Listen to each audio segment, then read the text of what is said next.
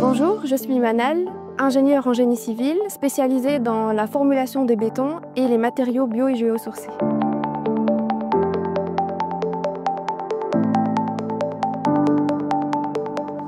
Mon travail consiste à élaborer des formulations de béton responsables, principalement en remplaçant les granulats traditionnels par des alternatives telles que les mâches-fer qui résultent de la combustion des déchets ménagers, par des anthropocytes qui, eux, sont issus de la fossilisation accélérée des déchets non recyclables, par des sables de fonderie ou par des granulats recyclés.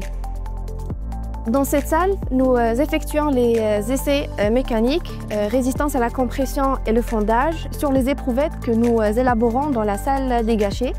Après 24 heures de la confection de ces éprouvettes, on les démoule et on peut soit les conserver dans la salle de conservation ou les tester si l'échéance du test est à 24 heures.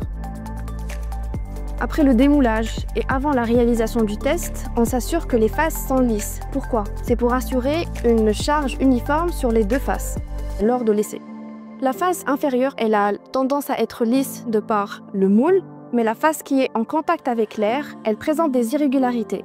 Dans ce cas-là, on va voir l'état de l'éprouvette. Si elle est résistante, on peut procéder directement à la rectification pour avoir une surface lisse. Mais si l'éprouvette n'est pas aussi solide et elle présente de l'effritement, on est obligé de réaliser un surfaçage au soufre.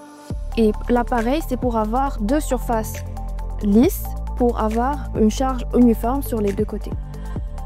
Tout récemment, j'ai commencé à travailler avec les sables de fonderie en substitution du sable traditionnel, je vais dire. Je devais remplacer le sable traditionnel par des sables de fonderie qui absorbent beaucoup d'eau et j'ai pu surpasser cette limite de la rhéologie. Avec la substitution allant jusqu'à 20% du sable, j'ai réussi à avoir des résistances à la compression égales, voire supérieures au béton témoin.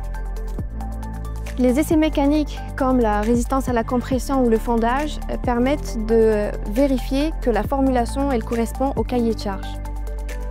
Plusieurs éléments influencent la résistance mécanique, que ce soit le ciment, son type, la quantité, que ce soit les granulats ou la quantité d'eau.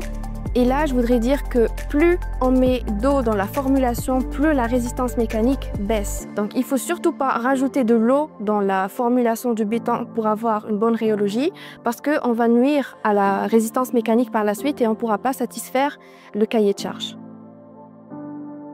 Cette tresse est utilisée pour les éprouvettes à jeune âge et pour des formules à faible résistance, mais aussi pour les mortiers et pour les coulis. Alors que cette presse est utilisée pour les éprouvettes à haute résistance mécanique.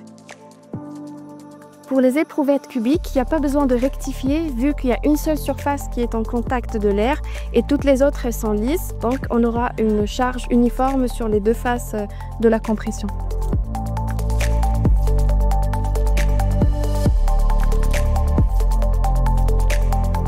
Et on lance l'essai.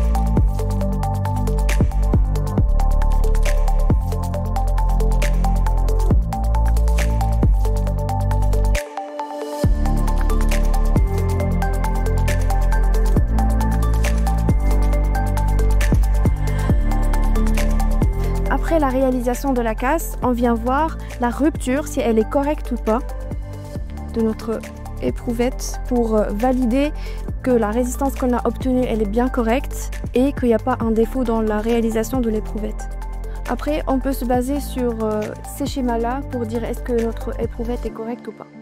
Ce qu'il faut retenir de la salle de compression, c'est qu'elle nous permet de valider la bonne formulation de notre béton et le bon respect des cahiers de charge.